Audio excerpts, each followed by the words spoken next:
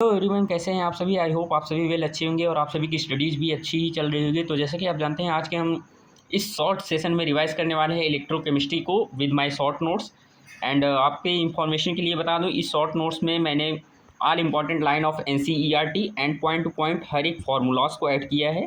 विद्युत रसायन चैप्टर का नाम है, काफ़ी इंपॉर्टेंट है for board, neat and JEE तीनों के लिए। नेट में यहाँ से दो से तीन क्वेश्चन पूछ ही लिए जाते हैं। तो आज के इस सेशन के बाद आप सभी को कोई इसमें डाउट नहीं रहने वाला है, क्योंकि मैंने यहाँ पे परफेक्ट वे में पीडीएफ को समराइज़ किया है। एंड आपकी इन्फॉर्मेशन के लिए बता दूं, अगर आप इसे एचडी फॉर्मेट में डाउनलोड करना चाहते हैं तो आपको वीडियो के डिस्क्रिप्शन लिंक में आपको एक लिंक प्रोवाइड किया जाएगा, जहाँ पे आप जहाँ से आप ये इसका पीडीएफ डाउनलोड कर सकते हैं ईजिली। तो चलिए बिना देरी के हम स्टार्ट करते हैं अपने इस फैंटास्टिक सेशन को, जो कि काफ़ी इंपॉर्टेंट होने वाला है। तो जैसे कि हम जानते हैं कि पदार्थों के वर्गीकरण से अगर हम स्टार्ट करते हैं, तो पदार्थ का वर्गीकरण अगर हम करते हैं उसकी चालकता के आधार पर, तो तीन प्रकार के हमें पदार्थ मिलते हैं: अर्धचालक, कुचालक, सुचालक। आप सभी को पहले से ही पता होगा, कंडक्टर मतलब सुचालक वे होते हैं जो इलेक्ट्रॉनों का प्रवाह करते हैं, मतलब उनमें धारा प्रवाहित होती है। कुचालक वे होते हैं जो इलेक्ट्रॉनों का प्रवाह नहीं करते हैं। अर्धचालक वे होते हैं जो परम शून्य ताप, यहाँ पे काफ़ी इंपॉर्टेंट है, जो परम शून्य ताप होता है वो 0 केल्विन होता है, ना कि 0 डिग्री सेल्सियस। परम शून्य ताप पर कुचालक की भांति, किंतु ताप बढ़ाने पर सुचालक की भांति व्यवहार करते हैं, वो सेमीकंडक्टर या अर्धचालक कहलाते हैं। एग्जाम्पल्स की बात करते हैं तो यहाँ पे जर्मेनियम सिलिकॉन एंड एनसीईआरटी में जो दिया गया है डोपित सिलिकॉन एंड गैलियम आर्सेनाइड, ये सेमीकंडक्टर के एग्जाम्पल्स हैं। तो आगे हम बात करते हैं इलेक्ट्रोकेमिस्ट्री। हमारे दो वर्ड से बना है, इलेक्ट्रो एंड केमिस्ट्री। इलेक्ट्रो मतलब इलेक्ट्रॉन्स का और केमिस्ट्री मतलब रसायन होता है।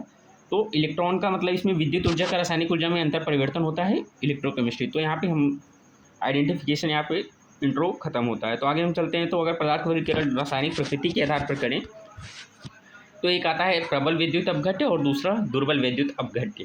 जो स्ट्रॉन्ग इलेक्ट्रोलाइट्स होते हैं वे पूर्ण रूप से अपने आयनों में वियोजित हो जाते हैं किसी भी विलायक में, और जो दुर्बल विद्युत अपघट्य होते हैं वे पूर्ण रूप से अपने आयनों में वियोजित नहीं होते हैं। प्रबल विद्युत अपघट्य के लिए जो वियोजन की मात्रा अल्फा होती है वो 1 होती है, मीन्स 100% यहाँ पे वियोजन देखने को मिलता है। Example NaCl, Na2SO4। एंड दुर्बल विद्युत अपघट्य की हम बात करते हैं, यहाँ पे पूर्ण रूप से आयनों में वियोजित नहीं होते हैं, तो अल्फा लेस देन 1 होता है। जैसे एग्जाम्पल CH3COH, एसिटिक एसिड, मतलब और भी एग्जाम्पल्स इसके हैं। आगे हम बात करते हैं इलेक्ट्रोड विभव का मान निर्भर करता है इलेक्ट्रोड की प्रकृति पर, विलयन की सांद्रता पर, तापमान पर। काफ़ी इंपॉर्टेंट है, 3 टर्म्स दिए हुए हैं। इलेक्ट्रोड विभव जो होता है इलेक्ट्रोड पोटेंशियल, वो इलेक्ट्रोड की प्रकृति, विलयन की सांद्रता और तापमान पर निर्भर करता है। अगर क्वेश्चन में इलेक्ट्रोड विभव की जानकारी ना दे तो हम मानक अपचयन विभव मानते हैं, याद रखना, काफ़ी इंपॉर्टेंट आपको न्यूमेरिकल्स के लिए होगा। मानक अपचयन विभव की अगर हम बात करते हैं तो एक सेकेंड, हाँ, मानक अपचयन विभव को हम SRP से डिनोट करते हैं, ऑक्सीकरण विभव को SOP से। मानक का अर्थ होता है कि 25 डिग्री सेल्सियस, एंड जो दाब होता है वो 1 एटमॉस्फेयर या फिर 760 mm ऑफ Hg और 760 टॉर। ये टर्म याद रखना, क्योंकि ये काफ़ी इंपॉर्टेंट हो जाता है हमें न्यूमेरिकल्स के लिए। आगे हम बात करते हैं जो मानक इलेक्ट्रोड होता है वो प्राथमिक मानक इलेक्ट्रोड, द्वितीयक मानक इलेक्ट्रोड में डिवाइड रहता है। जो प्राथमिक मानक इलेक्ट्रोड होता है उसमें हम स्टैंडर्ड हाइड्रोजन इलेक्ट्रोड पढ़ते हैं एंड नॉर्मल हाइड्रोजन इलेक्ट्रोड। याद रखना ये दोनों सेम ही है, SHE या NHE से दोनों से हम डिनोट करते हैं। मैंने यहाँ पे फिगर बना दिया है ताकि आप समराइज वे में इसको रिकॉल कर सकें। जैसा कि यहाँ पे हम जानते हैं कि अगर प्राथमिक मानक हाइड्रोजन इलेक्ट्रोड अगर हमें बनाना होता है NHE या SHE, तो हम HCl का सॉल्यूशन लेते हैं एक पात्र में, और उसमें प्लेटिनम वायर में जब हम एयर प्रोवाइड करते हैं और विद्युत धारा, तो एनोड पर ऑक्सीडेशन। हाँ, तो जैसे कि मैं बात कर रहा था, यहाँ पे जब हम HCl का सॉल्यूशन लेके प्लेटिनम वायर में हम वायु भी प्रोवाइड करते हैं, तो एनोड पर ऑक्सीडेशन एंड कैथोड पर रिडक्शन होता है। द्वितीयक सेल जो कि काफ़ी इंपॉर्टेंट है नहीं, बट यहाँ पे आपकी इन्फो के लिए, एक कोलोमल इलेक्ट्रोड होता है, एक सिल्वर इलेक्ट्रोड होता है। जो कोलोमल इलेक्ट्रोड होता है वो Ag2Cl2 से बना होता है, ये Ag के तार पर AgCl लगाने पे बनता है। अब हम आ जाते हैं, काफ़ी इंपॉर्टेंट टर्म है जो कि है विद्युत रासायनिक श्रेणी, इलेक्ट्रोकेमिकल सीरीज। इसमें बात करते हैं मानक अपचयन विभव के आधार पर तत्वों का वर्गीकरण किया जाता है, जिससे एक श्रेणी बनती है, इसे विद्युत रासायनिक श्रेणी कहते हैं। धातुओं के लिए यहाँ पे एक ट्रिक है, इंपॉर्टेंट है काफ़ी ट्रिक, आई होप आपको अच्छा लगेगा। लेकर भारत सरकार का नाम मांगे यदि मिनरल वाटर, जिद करे फिर सामने CM हो या DM, कोई नहीं सुनने वाले, प्रभु हैं छापा। ट्रिक बनाया है, तो आई होप आपको अच्छा लगा होगा। और आगे हम बात करते हैं, तो अगर Li से Au तक जाते हैं, मतलब विद्युत रासायनिक श्रेणी में अगर हम लिथियम से Au की तरफ जाते हैं, तो हमारा SRP बढ़ता है। SRP बढ़ता है अर्थात मानक अपचयन विभव बढ़ता है, तो ऑक्सीकारक क्षमता बढ़ती है, काफ़ी इंपॉर्टेंट है। मानक अपचयन विभव बढ़ता है तो आक्सीकारक प्रवृत्ति या क्षमता बढ़ती है। आक्सीकारक कोई तत्व वो होता है जो खुद का अपचयन करता है, दूसरों का आक्सीकरण करता है, याद रखना काफ़ी इंपॉर्टेंट है। एंड AU से अगर हम लिथियम की साइड जाएंगे तो हमारा SOP बढ़ेगा, जिससे अपचयन क्षमता बढ़ेगी। आगे हम बात करते हैं तो काफ़ी इंपॉर्टेंट टर्म आ जाता है अधातुओं के लिए जो होता है विद्युत रासायनिक श्रेणी का जो क्रम होता है। अगर हम आयोडीन से F2 की तरफ जाते हैं, मतलब ऊपर से नीचे जाते हैं, तो SRP बढ़ता है। SRP मतलब आक्सीकारक क्षमता बढ़ती है, काफ़ी इंपॉर्टेंट है। अपचयन क्षमता जो होती है वो SOP के अनुक्रमानुपाती, SRP के व्युत्क्रमानुपाती, एंड आक्सीकारक क्षमता जो होती है SRP के अनुक्रमानुपाती, SOP के व्युत्क्रमानुपाती होती है। क्रियाशीलता काफ़ी इंपॉर्टेंट है, NCERT में दिया हुआ है कि फ्लोरीन वाले जो तत्व होते हैं हैलोजेंस के लिए फ्लोरीन सबसे अधिक क्रियाशील होता है, ये क्रियाशीलता का क्रम है। अब हम आ जाते हैं विद्युत रासायनिक शेल मतलब इलेक्ट्रोकेमिकल शेल में। ऐसे सेल जो विद्युत ऊर्जा को रासायनिक ऊर्जा में परिवर्तित कर सकें विद्युत रासायनिक शेल कहलाते हैं। काफ़ी इंपॉर्टेंट एग्जांपल है गैल्वेनिक सेल, इसे हम डेनियन सेल भी कहते हैं। इसका एक ट्रिक है लोन, मतलब लेफ्ट साइड ऑक्सीडेशन होता है, एनोड निगेटिव होता है। गैल्वेनिक शेल के लिए याद रखना, यहाँ पे एनोड पे ऑक्सीडेशन होता है, कैथोड पे रिडक्शन होता है, एनोड निगेटिव होता है एंड कैथोड पॉजिटिव होता है। आई होप आप सभी को ये पहले से ही पता होगा। अगर हम बात करते हैं सेल को प्रदर्शित करने का जो तरीका होता है, याद रखना ABC से हम यहाँ पे डिनोट करते हैं जो विद्युत रासायनिक सेल होते हैं गैल्वेनिक सेल लाइक। जो एनोड होते हैं ए मतलब जो फर्स्ट टर्म दिया होता है वहाँ एनोड होता है, मतलब वहाँ पे ऑक्सीडेशन होगा। एंड जो मिड टर्म होता है वो साल्ट ब्रिज को डिनोट करता है, और जो C होता है वो कैथोड को डिनोट करता है। ABC से आप समझ सकते हैं anode, salt bridge and cathode. इन दोनों को हम रेडॉक्स युग्म या अर्धशेल युग्म में भी कहते हैं अकॉर्डिंग टू NCERT। और ये हमारा साल्ट ब्रिज है, रेडॉक्स युग्म में अर्धशेल कहते हैं। गैल्वेनिक सेल में अगर धारा जो होती है वो बाह्य परिपथ में कैथोड से एनोड की ओर, लेकिन आंतरिक परिपथ में एनोड से कैथोड की ओर प्रवाहित होती है। आगे हम जाते हैं नर्स समीकरण मतलब नैसर समीकरण की बात करते हैं तो E cell equal to E0 of cell minus 2.303 RT/NF log वेस्टेन उत्पाद बटे क्रियाकारक। मतलब मीन्स यहाँ पे कंप्लीट है नहीं, बट यहाँ पे ये लॉग वेस्टेन के मतलब साम्यावस्था स्थिरांक भी कह सकते हैं, उत्पाद बटे क्रियाकारक होता है। ये सांद्रता है, ये मेन हमारा जो समीकरण होता है इक्वेशन, बट हम इसे भी सॉल्व करते हैं तो हमारा मेन फॉर्मूला फॉर न्यूमेरिकल्स आ जाता है E cell equal to E0 of cell equal to 0.0591 या फिर 0.06/n लॉग बेस 10 उत्पाद बटे क्रियाकारक, जो कि सांद्रता है। आगे हम बात करते हैं E0 ऑफ सेल का मानक EMF है, इलेक्ट्रोमैग्नेटिक फोर्स होता है जो एनोड का, इसका मान जो होता है एनोड का आक्सीकरण विभव प्लस कैथोड का अपचयन विभव भी कह सकते हैं, या फिर कैथोड का अपचयन विभव माइनस एनोड का अपचयन विभव कहते हैं। ये क्वेश्चंस के लिए ये इंपॉर्टेंट है। आगे हम बात करते हैं सांद्रताओं की वैल्यू हम पूर्ण शेल अप्रिय से लिखते हैं उन न्यूमेरिकल्स में जिनमें 2 अर्धशेल युग्म दिए होते हैं, वहाँ पे हम सांद्रताओं की वैल्यू जो होते हैं हम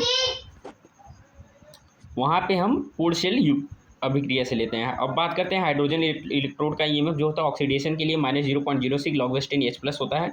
H+ जो है वो सांद्रता होता है।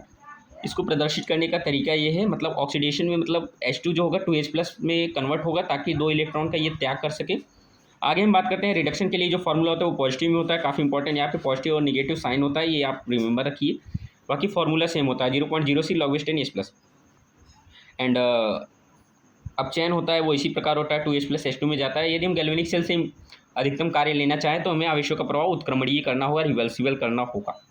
आगे हम बात करते हैं डेल्टा G अर्थात गिब्स मुक्त ऊर्जा तथा इलेक्ट्रोड विभव के मध्य संबंध की अगर हम बात करते हैं तो delta G equal to -NF E cell होता है, या फिर delta G0 equal to -NF E0 of cell. E positive होगा तो डेल्टा G निगेटिव होगा, अप्रिय स्वतः होगी। E 0 होगा तो डेल्टा G भी 0 होगी, जिसे हम साम्यावस्था कहते हैं, इक्विलिब्रियम स्टेट जो होता है। E निगेटिव होगा तो डेल्टा G पॉजिटिव होगा, फार्मूला के अकॉर्डिंग आप समझ सकते हैं, तो अस्वतः होगी ये क्रिया। आगे हम बात करते हैं तो मानक विद्युत वाहक बल तथा साम्यावस्था स्थिरांक के बीच संबंध की बात करते हैं। E0 of cell equal to 0.0591/n log base 10 के यहाँ पे साम्यावस्था स्थिरांक है, जिसकी वैल्यू हम यहाँ पे इससे भी निकाल सकते हैं। काफ़ी इंपॉर्टेंट है, याद रखना ये फार्मूलास जो हैं 0.06 भी इसे हम लिख सकते हैं। और डेल्टा G तथा K के मध्य संबंध की अगर बात करते हैं तो delta G equal to -2.303 RT log base 10 K। R जो है वहाँ पे सार्वत्रिक गैस का नियतांक जो मतलब R एक होता है जिसकी वैल्यू होती है 8.314 जूल, 8 पॉइंट है यहाँ पे, याद रखना। T टेम्परेचर है। चालकता की अगर हम बात करते हैं काफ़ी इंपॉर्टेंट टॉपिक है, यहाँ से न्यूमेरिकल्स तो आते ही हैं। चालकता जो कंडक्टिविटी होता है इसे हम C से प्रदर्शित करते हैं, इसका फॉर्मूला होता है C इक्वल टू 1/R। और जो प्रतिरोध का SI यूनिट NCERT में दिया हुआ है किग्रा मीटर स्क्वायर पर /S³ A²। और चालकता की अगर हम यूनिट की बात करते हैं, इसे ओम या फिर ओम-1 और एसआई यूनिट इसका सीमेंस होता है। आगे हम बात करते हैं विशिष्ट चालकता जो होती है वो विशिष्ट प्रतिरोध का व्युत्क्रम होता है। इसलिए इसकी फॉर्मूला की बात करते हैं, इसे हम कप्पा से प्रदर्शित करते हैं। Kappa equal to C L by A. L by A जो होता है वो सेल नियतांक होता है। इसकी यूनिट यहाँ पे काफ़ी इंपॉर्टेंट है, जो कि पूछ लिया जाता है directly in numericals and question. आगे हम बात करते हैं जो तुल्यांकी चालकता होती है उसकी वैल्यू की बात करते हैं, तो kappa into 1000 by N. N यहाँ पे नॉर्मलता होता है। एंड इसकी वैल्यू हम जानते हैं, जो विशिष्ट चालकता जिसे हम कप्पा कहते हैं सी एल बाई ए होता है। इसकी यूनिट काफ़ी इंपॉर्टेंट है, जो कि हमें क्वेश्चन को पहचानने में हेल्प करती है। एज इट इज मोलर चालकता की फॉर्मूला ऐसा ही होता है, kappa into 1000 by M. And काफ़ी इंपॉर्टेंट है यहाँ पे मोलर चालकता इक्वल टू तुल्यांकी चालकता इंटू एन फैक्टर। काफ़ी इंपॉर्टेंट है ये, एंड इसकी यूनिट भी इंपॉर्टेंट है। आगे हम बात करते हैं चालकता को प्रोवाइड करने वाले जो कारक होते हैं factor affecting to conductivity, which is पहला जो है अंत आयनिक आकर्षण बल, जो कि चालकता के व्युत्क्रमानुपाती होता है इंडक्टिविटी के कंडक्टिविटी के। जलायोजन विलयन भी व्युत्क्रमानुपाती होता है। श्यानता भी, मतलब द्रव जितना गाढ़ा होगा उसकी श्यानता अधिक होगी तो उसकी चालकता कम होगी। तापमान चालकता के अनुक्रमानुपाती होता है। और तनुता का प्रभाव बना होता है, इंपॉर्टेंट है, यहाँ से क्वेश्चन बनने की मोस्ट प्रोबेबल है कि तनुकरण मतलब आयतन बढ़ाने पे तुल्यांकी चालकता और मोलर चालकता तो बढ़ती है, किंतु जो विशिष्ट चालकता होती है वो घटती है। आगे हम बात करते हैं चालकता को तुलना करने का जो एक फंडा होता है वो यहाँ पे है। सर्वप्रथम प्रबल वैद्युत अपघट्य व दुर्बल वैद्युत अपघट्य को अलग करें, क्योंकि जो स्ट्रॉन्ग इलेक्ट्रोलाइट्स होते हैं वो उनकी चालकता अधिक होती है दुर्बल की तुलना में। देखिए यहाँ पे हम क्रम वाइज इन सभी को देखेंगे क्वेश्चन पे, क्रम वाइज याद रखना। इसकी जो सीरीज है वो काफ़ी इंपॉर्टेंट है। दूसरा, अगर देख लेंगे सभी स्ट्रॉन्ग इलेक्ट्रोलाइट्स हैं तो हमें सांद्रता देखनी होगी। अगर कंसनट्रेशन भी सेम है, जिसकी कंसंट्रेशन अधिक होगी उसकी चालकता अधिक होगी। थर्ड हम पॉइंट पे जाएंगे, तो यदि अगर कंसंट्रेशन भी सेम मिलेगी तो जिसमें आयनों की संख्या मतलब एन अधिक होगा उसकी चालकता भी अधिक होगी। एंड आफ्टर दैट आयनों की संख्या भी अगर सेम मिल गई हमें तो हम अणुभार से डिनोट करते हैं। अणुभार व्युत्क्रमानुपाती चालकता होती है। आगे हम आ जाते हैं तो कोलराउस का नियम आ जाता है, जो कि अनंत अंतों पर अगर हम तुल्यांकी चालकता निकालेंगे तो धनायन और ऋणायन को हमें जोड़ना पड़ता है। एक काफ़ी इंपॉर्टेंट ग्राफ है जो प्रबल विद्युत अपघट्य के लिए इस प्रकार आता है, स्ट्रेट लाइन, और दुर्बल विद्युत अपघट्य के लिए कर्व में आता है। एक डिवाइड हुस्कर समीकरण होता है जो सी सांतक पर तुल्यांकी चालकता इक्वल टू अनंत सांतक पर तुल्यांकी चालकता माइनस बी रूट सी। कोलराउस के नियम के अनुप्रयोग हैं, काफ़ी इंपॉर्टेंट है। यहाँ पे फर्स्ट ये है जिसमें मैंने आपको बता ही दिया, दूसरे वियोजन की मात्रा निकालना हो तो सी सांतक पर तुल्यांकी चालकता अपान अनंत तनुता पर तुल्यांकी चालकता, या फिर सी सांतक पर मोलर चालकता अपान अनंत तनुता पर मोलर चालकता। और इसका एक फार्मूला और है जो कि यहाँ पे मैंने डाल दिया है, काफ़ी इंपॉर्टेंट है, जो कि एनसीईआरटी में दिया हुआ है। वियोजन स्थिरांक निकालना हो तो K equal to C alpha square होगा। सी यहाँ पे सांता है, अल्फा यहाँ पे वियोजन की मात्रा है। और एक से अधिक धनायन व कैटायन हो तो उन पर आवेश हो तो इस प्रकार हम निकालते हैं तुल्यांकी चालकता, जो निकालेंगे 1/z प्लस ये धनायन पर आवेश है, 1z माइनस ऋणायन पर आवेश है। काफ़ी इंपॉर्टेंट फार्मूलास हैं, आपको ये याद होने चाहिए।